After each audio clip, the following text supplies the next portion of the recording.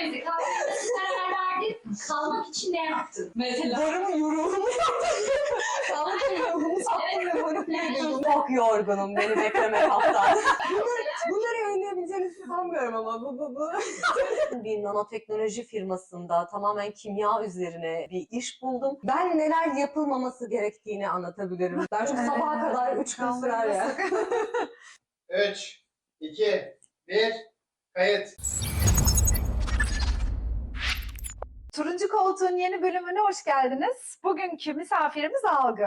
Algı, Erasmus'la geldin ve Almanya'da kalmaya karar verdin. Kendinden bize kısaca bahsetmek ister misin? Bu süreç nasıl işledi, nasıl karar verdin? Öncelikle Türkiye'de biyoloji öğretmenliği okudum. Daha sonra biyoloji öğretmenliğinde yüksek lisans yapıyordum. Yüksek lisansım sırasında Erasmus yapabileceğimi fark ettim. Ve Türkiye'deki yüksek lisansım sırasında Erasmus'la Berlin'e geldim. Almanya'ya geldim. Potsdam Üniversitesi'nde Erasmus yaptım. 6 ay diye geldim. 6 aylık Erasmus sürecim sonrasında bir 6 ay daha uzattım. Toplamda 1 yıl oldu ve ikinci yarısında Erasmus'umun yani öğrenci olarak para kazanmak için bir işe başladım. Burada bir akrabamın bir dükkanı olduğunu öğrendim. Benim üniversiteme çok yakın bir yerde teklif geldi. Ben de bunu seve seve kabul ettim. Aslında ben Almanya'ya kalmak için gelmedim ya da kafamda böyle bir düşünceyle gelmedim. Döneceğim, yüksek lisansımı bitireceğim diye düşünüyordum. Ama sonra bir şekilde ben de buna ikna oldum. Aslında çocukluktan da Almanya'ya her zaman gelmeyi istiyordum ama bu biraz şey gibiydi. Hani hayal, istersin ama çok da kolay ulaşabileceğin bir şey değildir. Bu şekilde ya da benim kafamdaki imaj bu şekildeydi. Erasmus vizemi nasıl değiştiririmin yollarına baktık. Her vize tipi, her vize tipine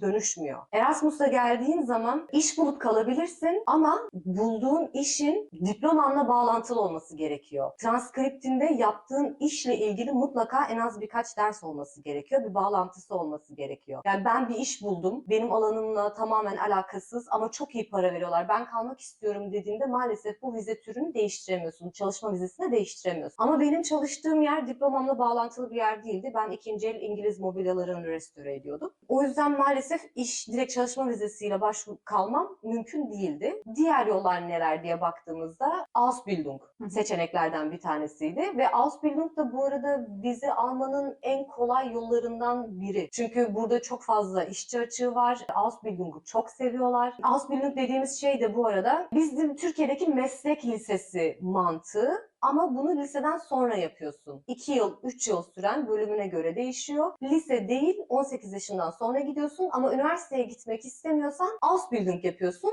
Oradaki olay da okul ve iş bağlantılı bir şekilde gidiyor. Ausbildung'da okula başvurmuyorsun. İşe başvuruyorsun, işe alınıyorsun, okula zaten otomatik olarak gönderiliyorsun. Benim çalıştığım yerin de Ausbildung yapma yetkisi vardı. O yüzden bana bunu teklif ettiler. Ben de kabul ettim. Ama Ausbildung yapmanın şartları biraz ağır. Öncelikle Almanca bilmeniz gerekiyor. İş yerinde benim çalıştığım yerde ben İngilizce konuşsam da, Türkçe iletişim kursam da gittiğiniz okul tamamen Almanca. Eğitimi Almanca. Evet, eğitimi Almanca. O yüzden en az B1 sertifika zorunluluğu var.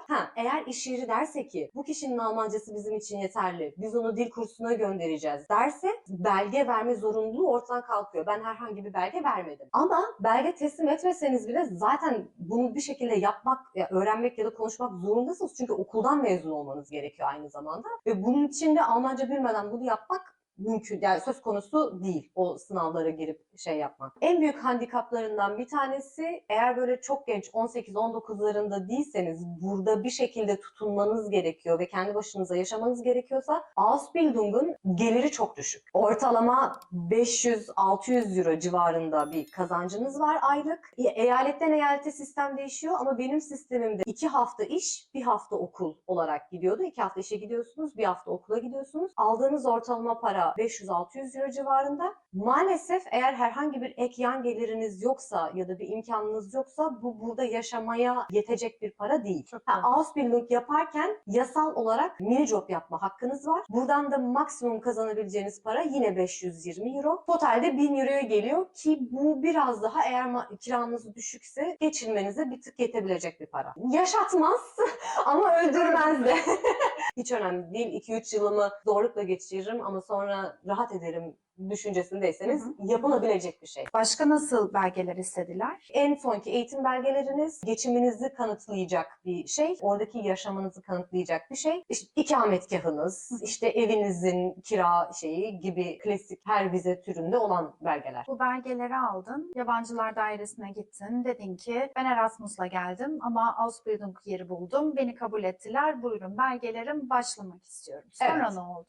Ya Ausbildung aslında Almanların yani Ausländerbehörde'nin sevdiği ve çok rahat vize verdiği bir vize türü. O yüzden orada ya sadece belgelerinizi götürüp Ausbildung'a teslim ettiğiniz zaman geri cevap alıyorsunuz. Başvurduğunuzda alacağınız vize süresi genelde sözleşmeniz kadar oluyor. Ama tabii ki şöyle bir şey, benim ilk aldığım mesela 2 yıllık bir vizeydi. Ama şöyle bir durum var. Ausbildung'un sonlandırılması durumunda bu 2 yıl iptal oluyor. Burada Erasmus'u yakıp Ausbildung'a başladın. Peki Türkiye'de sence neleri kaybettin? Oo, çok zor bir soru. Evet, burada kalmaya karar verdiğim zaman Türkiye'ye dönmediğim ve dolayısıyla tezimi yazmayı tamamlamadığım için yüksek lisansımı tamamlamadım. Bu konuda içim hala biraz buruk olsa da maalesef herhangi bir pişmanlığım ya da herhangi bir keşkem yok. Maalesef diyorum çünkü çok sevdiğim bir şeyi sonlandırmış, bitirmiş olsam bile burada kalmaktan gerçekten mutluyum. O yüzden bu bana böyle kaybım ya da yaktığım bir şey değil de buraya gelişim için bir basamakmış gibi geliyor. Ki Ausbildung da aslında benim için bir basamaktı. Çocukluk hayalimden vazgeçerken bir çocuk diğer hayalimi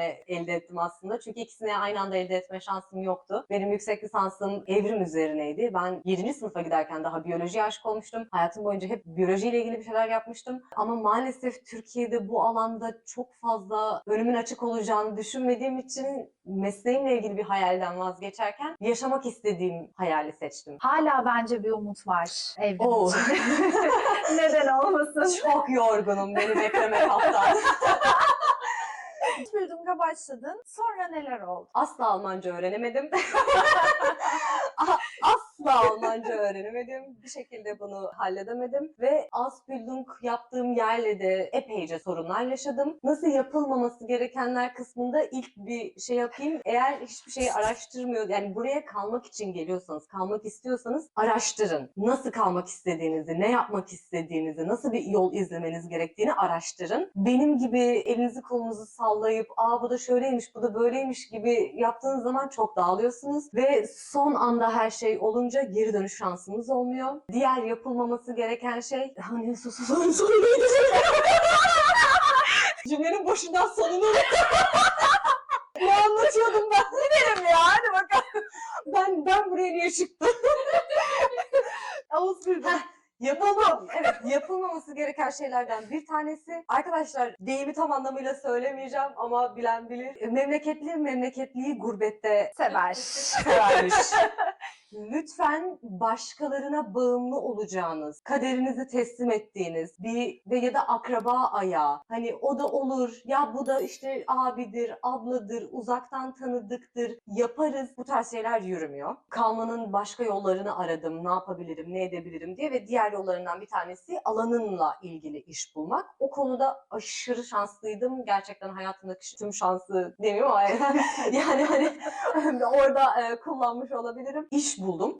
Çünkü bu benim alanımda şöyle bir sıkıntı var. Ben biyoloji öğretmenliği okuduğum için öğretmenlik burada tam denkliği yok. Burada maalesef öğretmen olamıyorum. Zaten öğretmen olmak için ana dilim gibi Almanca bilmem gerekiyor vesaire, bir sürü şey var. Ama biyoloji okuduğum için ve çok fazla laboratuvar dersleri aldığım için, kimya, fizik dersleri aldığım için herhangi bir laboratuvarda iş bulma imkanım vardı. Ben de bir laboratuvarda iş buldum. O süreçte yani Ausbildung'dan çıkarılmam ve işte bu evrak işleriyle uğraşma sürecinde o laboratuvarda staja başladım. Önce bir 3 ay denemek istediler. Sonra oradan olumlu yanıt aldım. 1 yıllık sözleşme yaptık ve bu sefer çalışma vizesine geçmiş. Normal bir iş hayatına geçmiş oldum. O zaman bu ikisi arasında ki belge dağılımından bahsedebilirsin belki. Hani Ausbildung bitti, tamam kesinleşti, iş buldun. İş sözleşmeni istediler senden. Başka hangi belgeleri istediler? Aslında belgeler temelde genel olarak aynı. Yine işte ev kiranız, ikametgahınız, diplomanız ama tabii burada şöyle bir süreç var, ekstra bir süreç var. Sizin diplomanızı, transkriptinizi burada Arbeit bir şey dedikleri tam olarak Arbeitsagentur.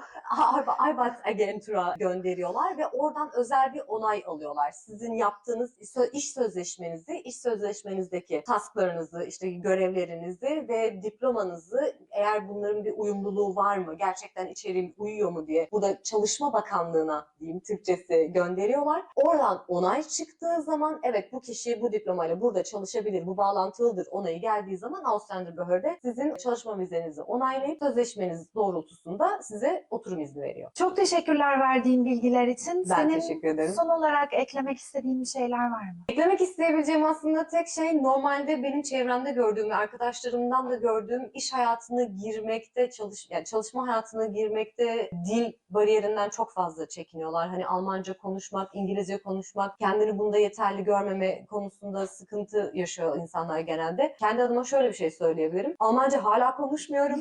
Bilim alanında bir iş yapıyorsanız ya da şey yapıyorsanız burada İngilizce iş bulmak çok kolay. Çünkü bilimin dili zaten genelde evrensel olarak İngilizce olduğu için Almanca çok fazla aranan bir şart değil. Mesela ben kendi alanımdan tamamen alakasız, yani biyoloji okumama rağmen bir nanoteknoloji firmasında tamamen kimya üzerine bir iş buldum ve oraya ilk başladığımda ben de çok tedirgindim, çok korkuyordum, hiçbir şey bilmiyorum, ne yapacağım diye epeyce stres yapmıştım. Ama işin içine girdiğiniz zaman buradaki insanlar zaten gerçekten çalışana biraz aç, iyi çalışan bir insana, şey yapan bir Doğru. insana aç.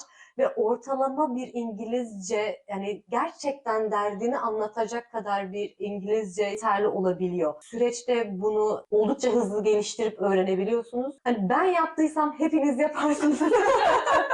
Gerçekten hani ben buraya Almanya'ya İngilizcemi geliştirmek için gelmiştim aslında. Hani biraz İngilizcemi geliştireyim, İngilizcem çok kötü diye gelmiştim. İngilizceyle hiç bilmediğim, etmediğim bir alanda bir laboratuvarda çalışabiliyorum. Adapte olması en başta biraz zorlasa da o kadar göz korkutucu bir şey değil. Biraz daha cesaretli olmalarını denemelerini tavsiye ederim. Harika. Çok teşekkür ederiz. Bizi izlediğiniz için teşekkür ederiz. Bir sonraki bölümümüzde aile birleşiminden bahsedeceğiz. O zamana kadar görüşmek üzere. Kendinize iyi bakın.